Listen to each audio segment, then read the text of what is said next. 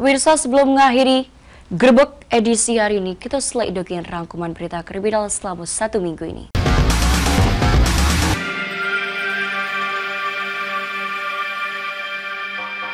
Angin puting beliung yang terjadi di sekitaran Jakabaring sudah meroboh beberapa pohon yang ada di kawasan Jakabaring sehingga nimpa mobil yang lagi parkir.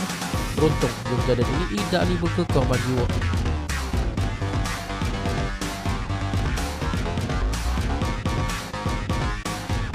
Meski kalinya polisi dari Direktorat Narkoba Polda Sumsel berhasil gagal peredaran narkoba di Sumsel yang melibatkan narapidana sama oknum sipir di stasiun Kokpil wilayah Banyuasin.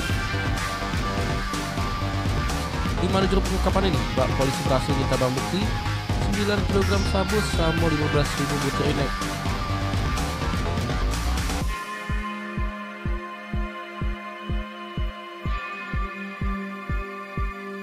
Cemasan kondisi lakinya sebagai sopir taksi online yang KTK berita sejak kemarin. Fitriani, 32 tahun, warga Sukawinatan, Lorong Sasoka.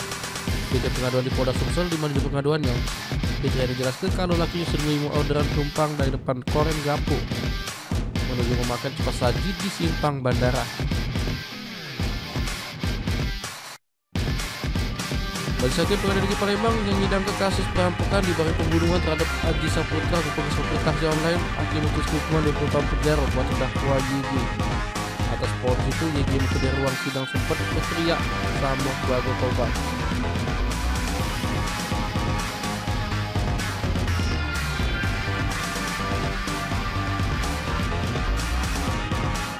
Di kondisi leher Rapid Hotel, Mawar 60 tahun, warga Jalan Payung Ratu, depan Pasir di Jakabaring. Ditemukan mati oleh misalnya di depan rumah. Korban selanjutnya dievakuasi ke Pusat Bentara untuk dilakukan pemeriksaan.